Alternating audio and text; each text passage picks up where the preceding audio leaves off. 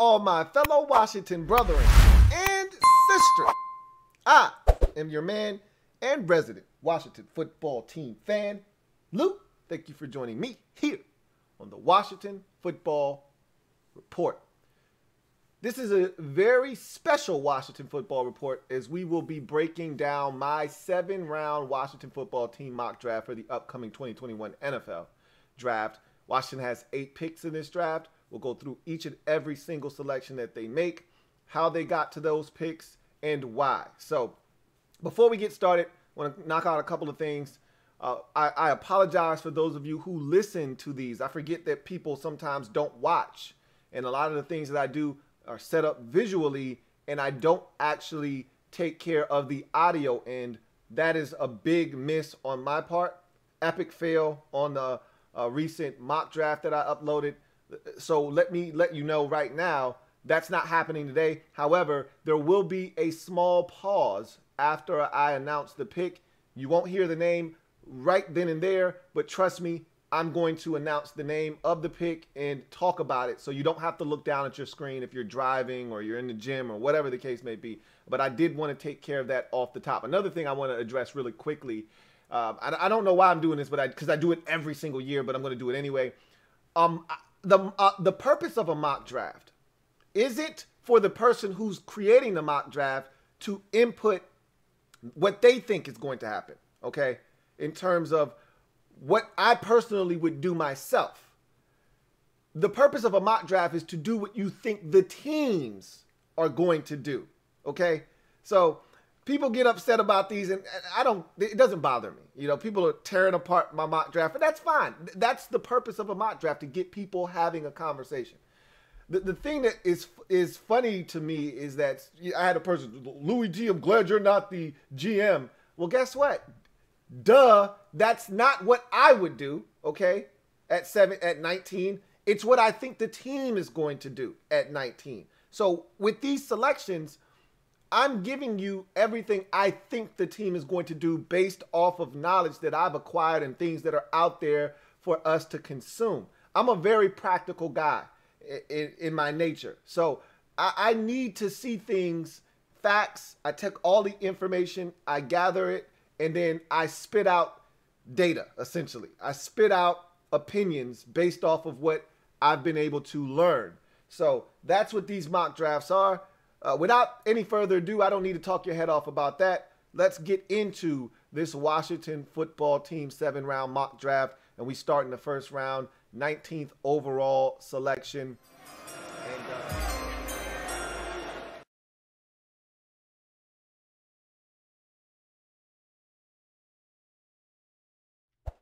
with the 19th pick in the Washington football team mock draft, they select linebacker Jamin Davis out of Kentucky. We talked about that on the mock draft, so that's no secret what I think the team is going to do at 19. I think they ultimately want to go offensive line, but if you watch my mock draft, I don't think the offensive line is going to last. There is a scary pick for me. I really don't want Washington to take Elijah Vera Tucker out of USC, even though he's a really good football player. I don't want to go in that direction because essentially his best position at the next level is probably guard, more likely than not. I don't want to do the first round guard thing again. We've done that once before. You see where it's gotten us to this point. I'd really prefer to go in a different direction and not spend the first round pick on a guard. That said, I could see them going in that direction because of the versatility. We hear Ron talk about positional flex all the time. And so it would not shock me in the least if they decided to go in the direction of an Elijah Tucker, Vera Tucker, if he is on the board. I had him coming off the board at 17 to the Vegas Raiders in my mock draft, but it could very easily be a situation where he's staring us right in the face at 19 and they don't turn that opportunity to take him down. So we'll see what happens there, but I think linebacker ultimately is the selection. I don't think there'll be any corners there that will tickle their fancy. I think the 3 corners that I believe are worthy of taking at 19, with Greg Newsome II being on the fringe, a guy that I think they are interested in. They did speak to him prior to the draft, so anything's possible with him there as well, but I feel like they think they've taken care of corner enough to the point where they don't have to address it this early in the draft, but they will at some point address it. I think that all of the corners all of the offensive linemen that they really wanted to take a look at 19 will be gone. And thus, I think they turn their attention to the next biggest need on this team, which is a linebacker. And really, it's the biggest need, if you ask me at this point, is linebacker. And so Jamin Davis, to me, just makes a ton of sense from the standpoint of upside, his versatility. Ron, I talked about the linebacker position in particular and what Ron spoke of when he and Martin Mayhew sat down for that Zoom conference for their pre-draft presser. And he really went into explicit detail as to what they look for, specifically what he looks for in a linebacker. And Jamin Davis kind of fits all of those things, checks all of those boxes. He's 6'3", 6'4", 234 pounds, runs a 4.4 40 essentially. He ran a 4.41 at his pro day. Jumped through the roof, tested off the charts. You watch the film, and you see a guy that's continuing to grow and develop, and his best football is ahead of him. He's a dynamo in coverage. You see that watching the film, whether you're watching the Florida game or you're watching the NC State game or you're watching the Tennessee game. You see a guy that is very comfortable out in space, something we've struggled with for many years at the linebacker position. He can blitz. He's a guy that is physical upon contact. He's a guy that you can do so many different things with, the versatility off the charts. Once again, a lot of you love JOK, and if he's on the board, and in my mock draft he was, and you say, I can't see Washington turning down JOK to take Jamin Davis, you may be right. But Ron is a stickler for the size that this guy brings to the table. Ron is also a stickler for guys being leaders, and Jamin Davis comes from a military background, something Ron can definitely side with. It resonates with him, being that he was a military rat, as he describes himself. So, again, I think there are so many similarities between Jamin Davis and even a guy that we've seen here in Washington that Ron thought so highly of to bring him here just to keep instilling the culture in Thomas Davis Sr. And I look at Ron and his situation and how he views this team and the culture, and I think Jamin Davis is a perfect fit. And so for me, at 19, Washington takes linebacker Jamin Davis out of Kentucky.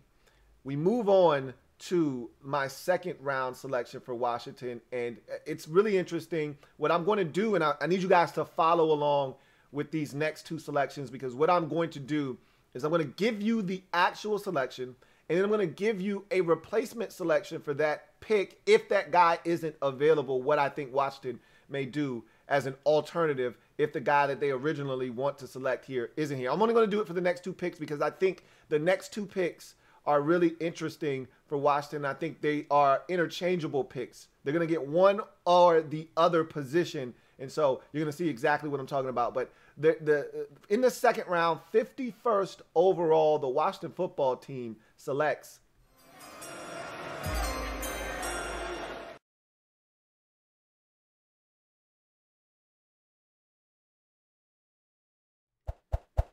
tight end Tommy Tremble out of Notre Dame.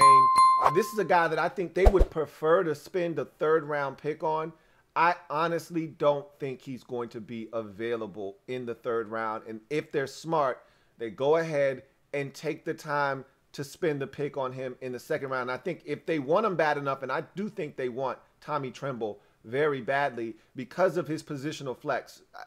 Tommy Tremble, again, a guy from Notre Dame that really didn't have a set position. He was a Swiss Army knife. He played H-back. He played fullback. He played tight end. He was a move guy. He was a chess piece. He can catch the football. He can block. He takes on guys head on. He's physical. He does all the dirty work. That's the kind of guy they're looking for at the tight end position. But more importantly, we don't have a fullback on this roster. They could use one, and Tremble fits all of those things, checks all of those boxes. I think he's the perfect fit. And I talked about Alex Arma and all the guys that they've had in Gary Barnage and all the guys that they've had in Carolina when Ron was there that were that pseudo fullback slash H-back slash tight end. He always had one of those guys. They don't have a guy here. This is the guy that would check that box off for Washington. They've met with him over Zoom conference calls. They met with him at the Notre Dame Pro Day. So they really are interested in Tommy Tremble. I think that they're going to get a tight end with the one of these next two selections, either at 51 or 74. And so if they don't get Tremble, if Tremble is not available, because Pat Freiermuth will not be available at 51. As a matter of fact, I am gung-ho. I am adamant that he'll be gone at 33, first pick of the second round if someone doesn't trade into the first round to take him in front of Jacksonville at 32 with the Bucks. I think he'll be gone first pick of the second round to the Jacksonville Jaguars. So they'll be, I think, scared into taking Tommy Tremble because they'll see that second tight end off the board immediately to start the second round and realize if we want this guy, we got to take him at 51. They may even have to go up to get him. I think they sit tight at 51. Tommy Tremble falls into their lap and they pull the trigger. But if he's not there at 51, here's where I think they ultimately decide to go. Safety, Richie Grant out of UCF. Now, he may not be there either.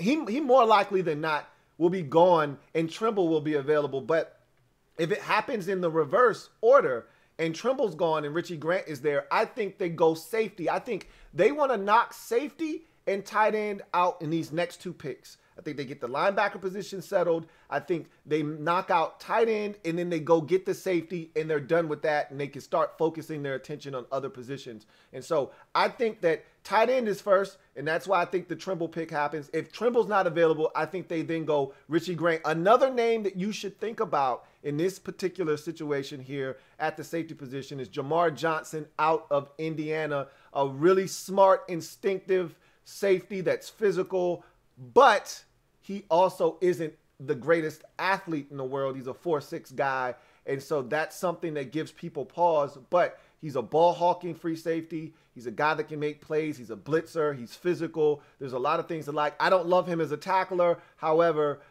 there's a lot to like with Jamar Johnson, and I think they may be interested in him as well.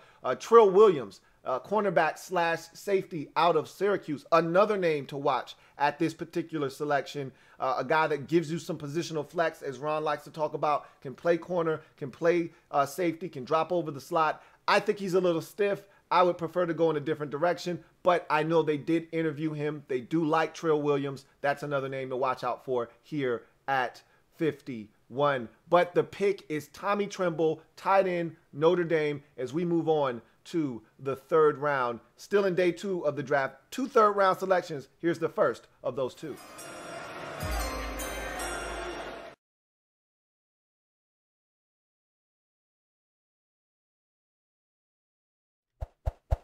So with the 74th pick in the third round, the Washington football team selects safety Andre Cisco of Syracuse. Now, for those of you in the know, then what I'm about to say isn't news to you. You are already aware of this. But for those of you who don't know who Andre Cisco is, you're going to say, Louie T, you tripping. I'm sick of these dudes who are coming off of injury. We don't need to have another one of these guys. We had Bryce Love. We don't want to go down that road again. I understand.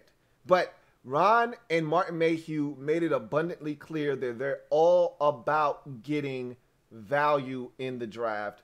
And to me, a third-round selection for a guy that would have potentially been an early second, possibly a late first, you got to feel really good about Andre Cisco sitting here for you to select in the third round at 74th overall. Now, the question with Andre Cisco is, will he be ready in time for camp? This is a guy that had a freak injury, third week of the college football season.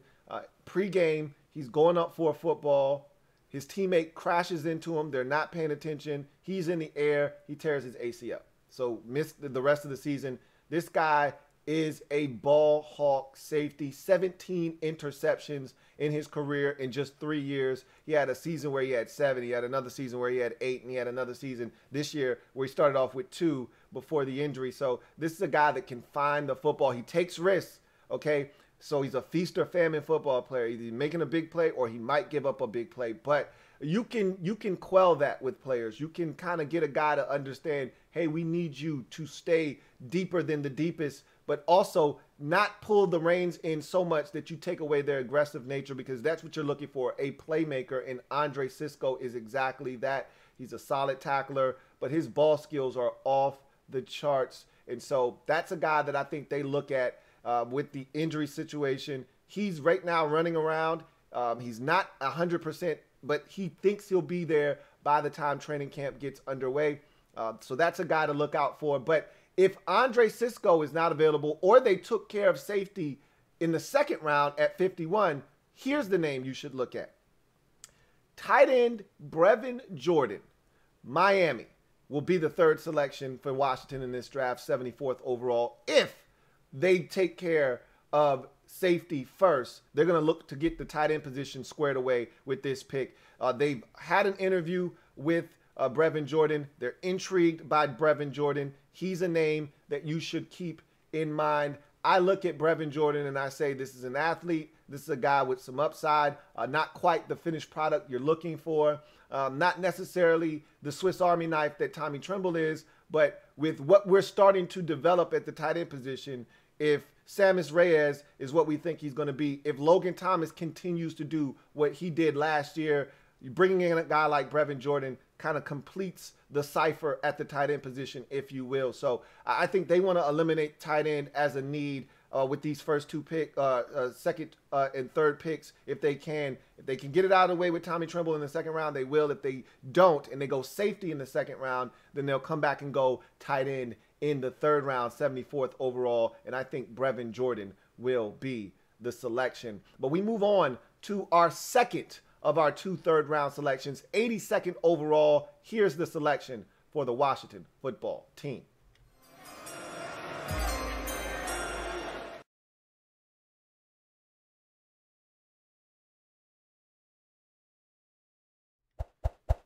So with the 82nd pick overall in the 2021 NFL Draft, the Washington football team selects offensive tackle Walker Little out of Stanford. Now, again, don't kill the messenger. I'm just here delivering the news to you guys.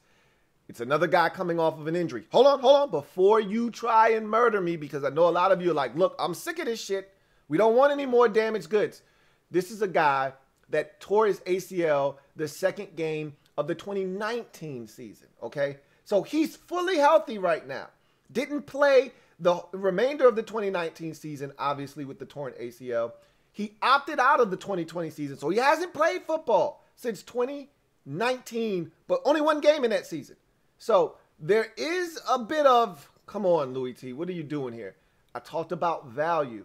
This is as good a value as you get at the tackle position. One of the reasons why I think Washington is comfortable not going tackle in the second round is because Walker Little is sitting there for them in the third round. Now, you got to go back to 2018 if you really want to evaluate Walker Little, but this was a guy that, had he not torn his ACL in 2019, would have probably come out in that year's draft and been a first-round pick, a slam dunk first-round pick. This guy started as a true freshman in 2017 for Stanford, the first true freshman to start in like 2 decades, and was all Pac-12 as a freshman. 2018, ditto, went back, dominated again, and he was on a crash course for a first-round selection in 2019 after the season, tears his ACL, COVID happens, he opts out of 2020, and so we haven't seen this guy in pretty much 2 years. So he's fully healthy. He worked out at the Stanford Pro Day. He's ready to rock and roll from an injury standpoint. The guy is an athlete. He's big. He's 6'5", 6'6". He's got movement skills.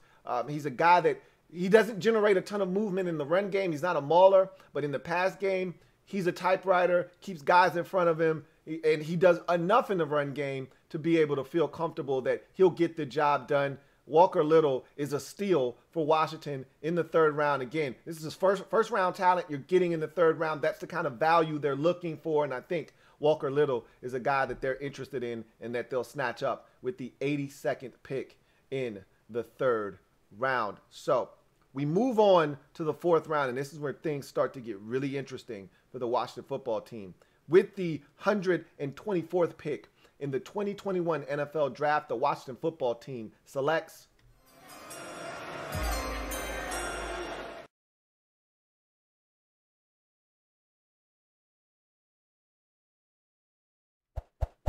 wide receiver Amir Marsette out of Iowa. So here's a guy, 6'1", $181, can fly. He's a burner. He's a track guy, 4'4", 340 at his pro day, and that wasn't hand times. That was a laser time. So the guy's legitimately a 4'4" guy.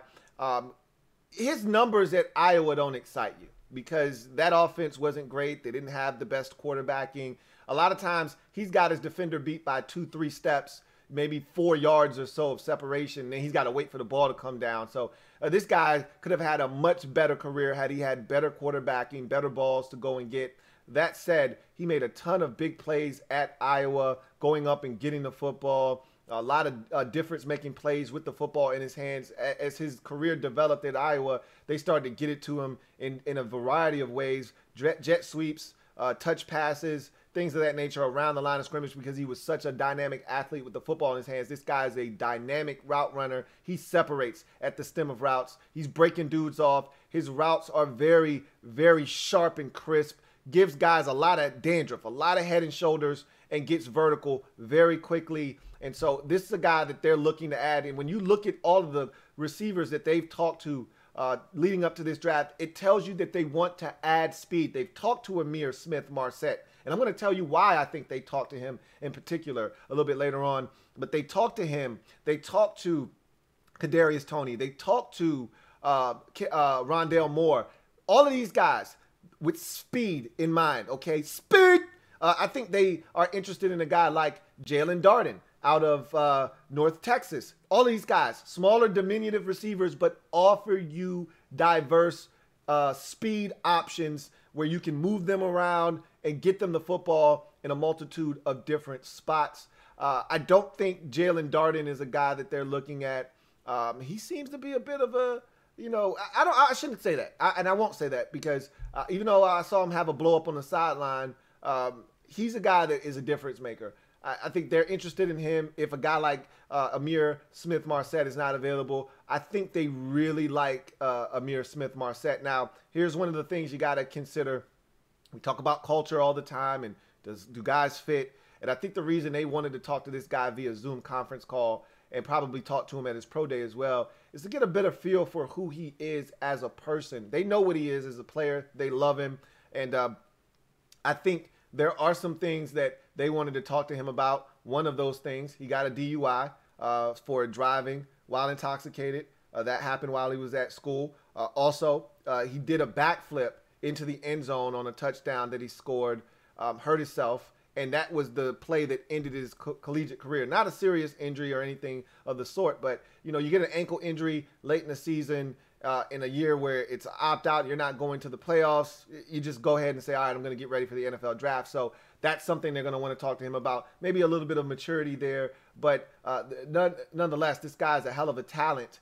And I would love to get him at 124 overall, if at all possible. Here's something to consider, though. If they draft a receiver and they look like they're hell-bent on adding another receiver with some speed, okay, even though they added Curtis Samuel, even though they already have Terry McLaurin, you can never have enough speed. They don't have a ton of speed at receiver. Those are the only two guys that can truly run. Jeff Badette is still technically on the roster. I don't think they want him anywhere near the field this year if they have their choice of it. So really, those are the only two guys that can run. Everybody else that you look at, they're not Blazers by any stretch of the imagination. So I think they do want to add some more speed because, again, if one of those guys were to go down for any amount of time, now you're really reduced in terms of how you can stretch the football field. And with Ryan Fitzpatrick at quarterback, you want guys that can get vertical because he will let it fly. So I think they want to add speed at receiver. And what I was looking at the roster is if you add another receiver, that room gets extremely crowded. I think you would have to then keep 6 receivers as a minimum. And somebody's going to be on the outside looking in because remember, you've got my man from NC State, Kelvin Harmon, coming back.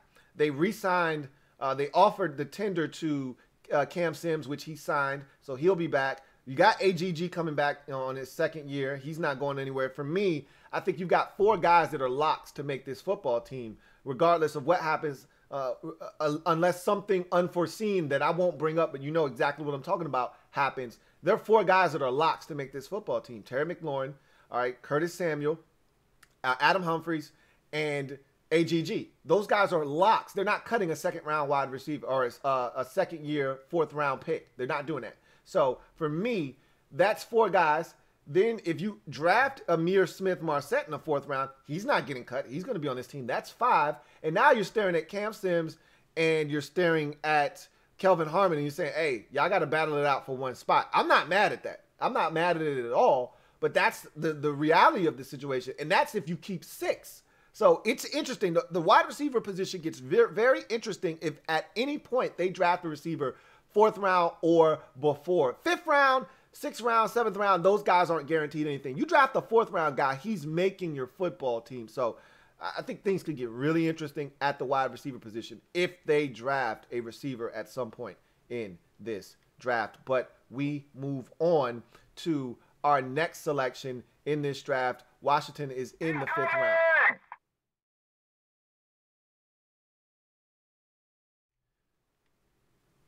So the Washington football team makes a trade here, and they are desperate to come up and get a player that they're targeting here. And so they put together a package. The Baltimore Ravens just made a big deal, a blockbuster deal, if you will, with the Kansas City Chiefs to offload their tackle that was disgruntled in Orlando Brown Jr., moved him to Kansas City, got a boatload of picks back in return. And one of those picks is a 4th round selection, 136th overall. The Ravens have 2 4th round picks. Theirs is at 131. They're going to make their selection, and then they're going to move that second one that they got from Kansas City to pick up more picks for the future and in this draft as well. Washington is going to get the 136th pick overall. In exchange, they're going to give up their 5th round selection, one of their 7th, the first 7th of this draft. They've got 2. And they're going to give up a 2022 6th round selection to come up to 136th overall to select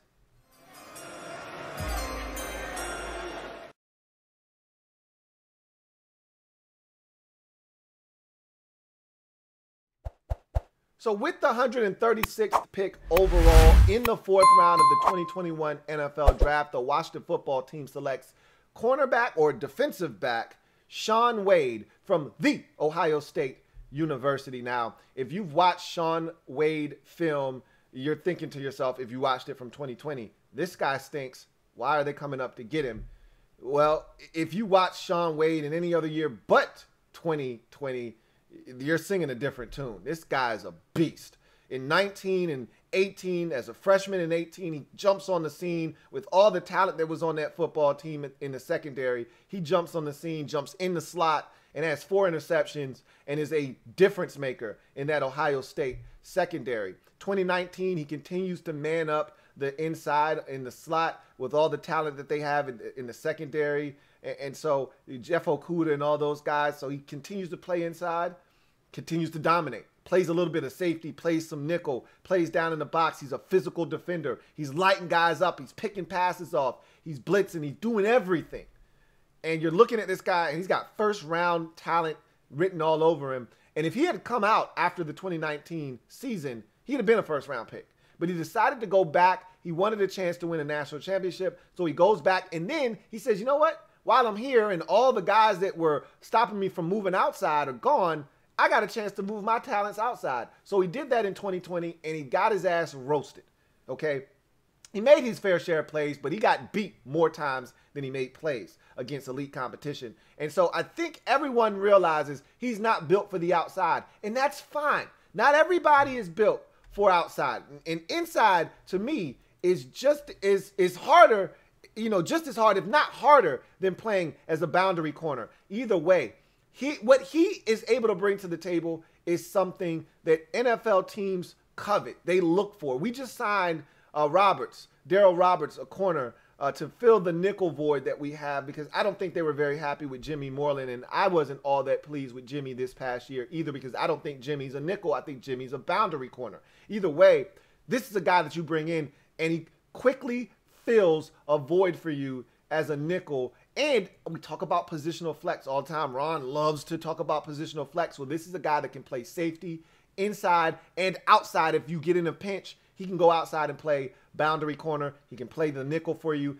and he gives you reps at the safety position if need be as well. I think this is a no-brainer. If this guy's around in the 4th round, he could easily be gone in the 3rd round because he's a talent and people recognize that, but he had such a down year that people are down on him. He ran a 4.43 at his pro day, so the guy can run. He's a talent. I think he'll be gone by the time we get to this pick, which is why Washington had to trade up to get him. He would not have been there in the 5th round for them to select, so they had to come up in the 4th round to get him.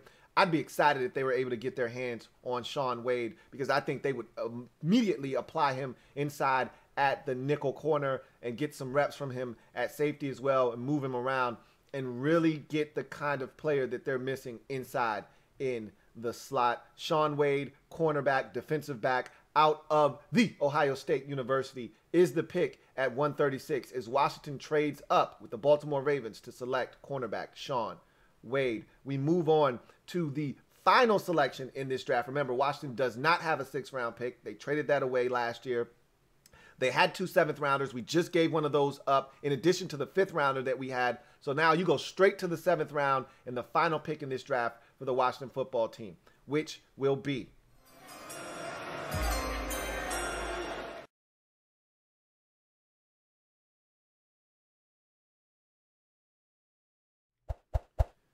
so with the 246th pick overall in the 7th round, the Washington football team selects defensive end Joshua Kindo.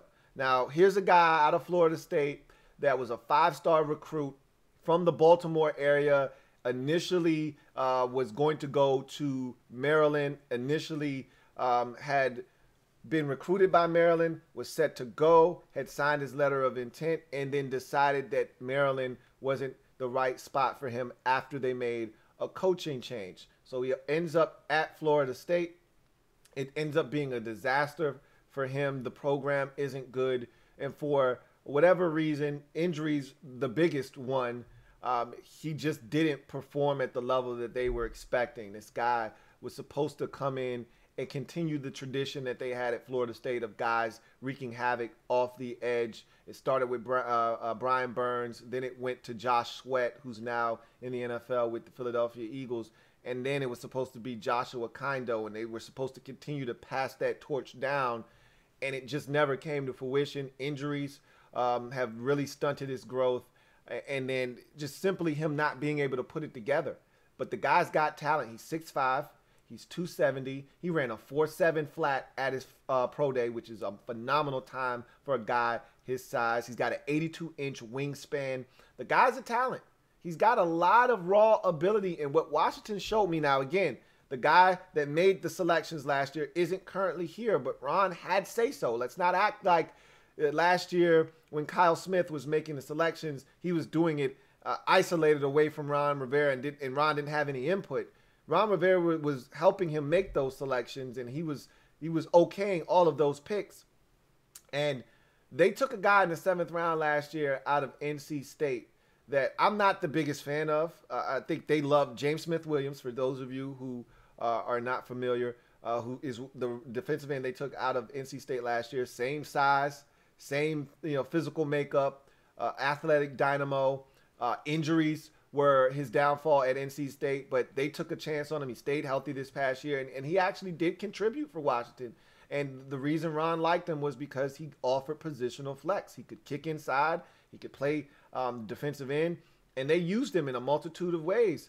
And Joshua Kindo is the same type of player. You can kick him inside. He can give you some snaps there. You can play him at defensive end. I think he's a little bit more dynamic of a pass rusher if he learns how to put together all of the skill sets and characteristics that he has. If he learns how to string them together, he could actually be a guy that gives you some depth off the bench. We currently don't have that with Ryan Kerrigan now off the roster. I think they really like James Smith-Williams, so we'll see. I really would prefer them to go in a different direction and give us something really tangible off the bench. And maybe James Smith-Williams will turn into that for us. But a guy like Joshua Kindo gets me a little bit more excited than a James Smith-Williams does if we're being 100 with one another. If we keep it in a buck and some change, I'd prefer to go with a guy like Joshua Kindo over a guy like James Smith-Williams. But we'll see what happens.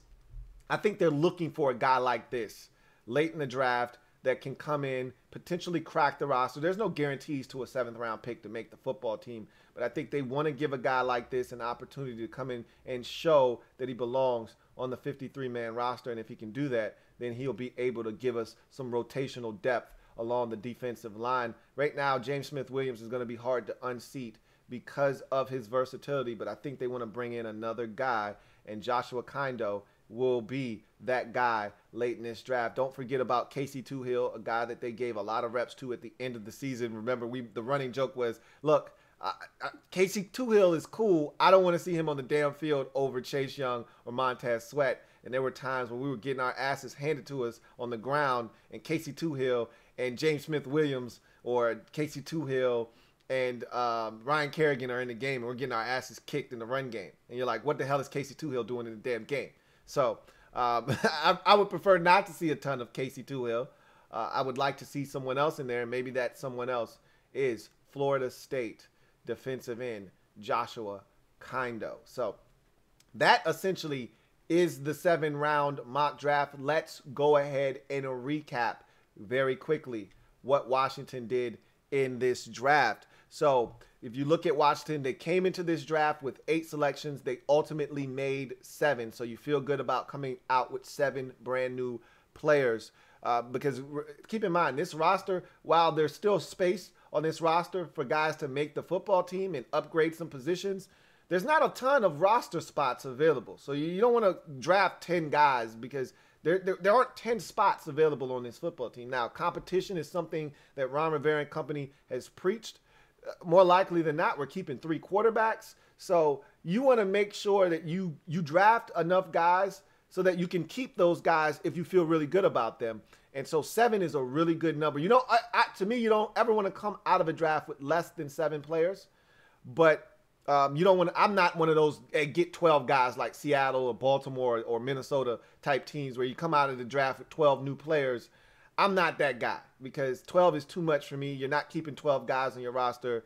But let's take a look. First round, linebacker Jamin Davis out of Kentucky, 19th overall. We talked about that on the mock draft, and we're talking about it again here. I think Ron Rivera is smitten with Jamin Davis.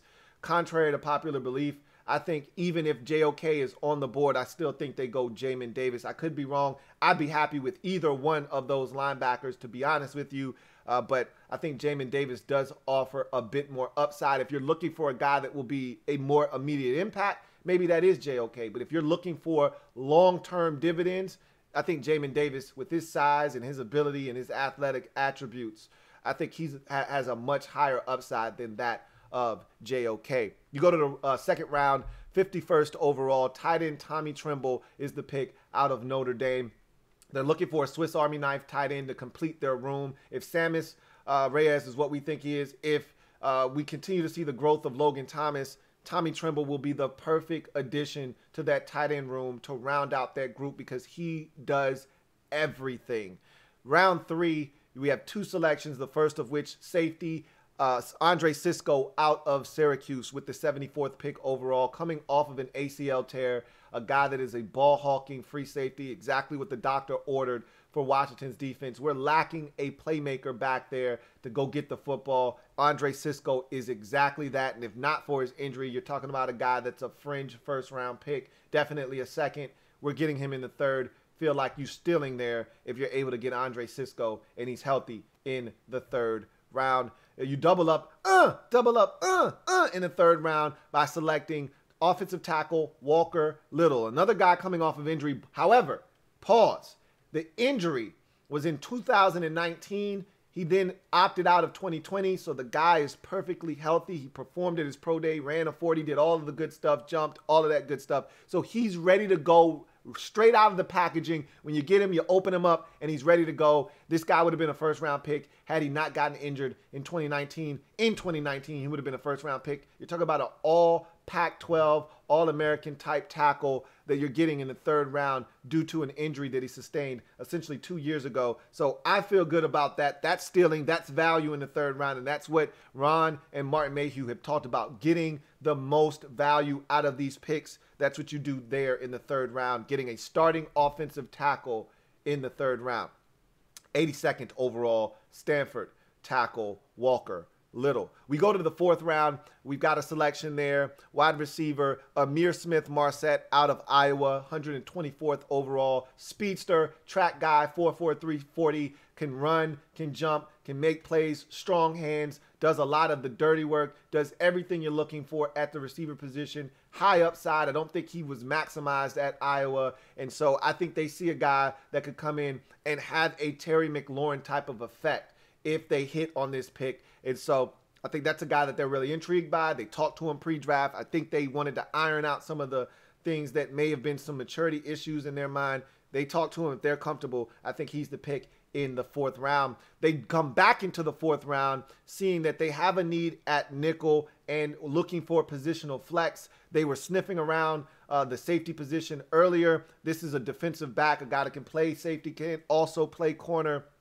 And Shaun Wade, Ohio State defensive back. They get him 136th overall by acquiring him in a trade with the Baltimore Ravens. Washington gives up a 5th and a 7th this year and a 6th next year to come up into the 4th to get defensive back Shaun Wade out of the Ohio State University. They make that selection, and he completes a secondary that looks like it's up and coming for years to come. And then finally, they round out the draft in the 7th round with the last pick, defensive end Joshua Kindo out of Florida State University, 246th overall. This guy is a talent, 6'5", 260. I think I said 270 earlier. He's 260, running a 4.7 flat, 82-inch wingspan, 10.5 broad. The guy checks all of the athletic boxes, was a 5-star recruit, didn't live up to the hype, but I think a lot of that was injury related. Some of it was just him not putting all of his tools in his tool bag together, but he's got everything you're looking for to be a stud at the next level. You get some coaching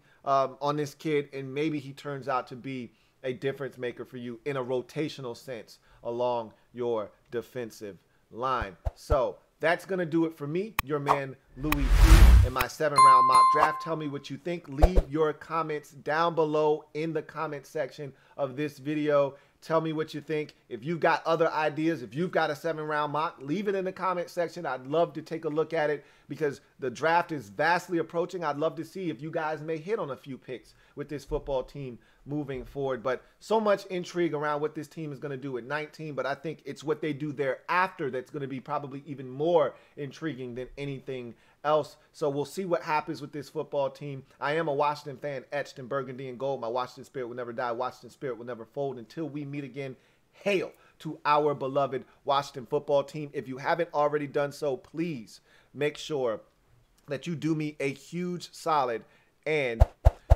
like this video, subscribe to the LouieTeeNetwork, and turn on your notification bell so you don't miss a thing. With that said, I'm going to glide to the side and allow you guys to enjoy the rest of your day. We will be live on Wednesday night, final time before the draft, to talk about all of these things. The 1st round, the rest of the draft, my 7-round mock draft, anything that you guys want to talk about heading into the draft, we'll discuss that on Wednesday night. Remember, get off the bench, get in the game. I'm your man, Louie T. I'll see you on Wednesday night.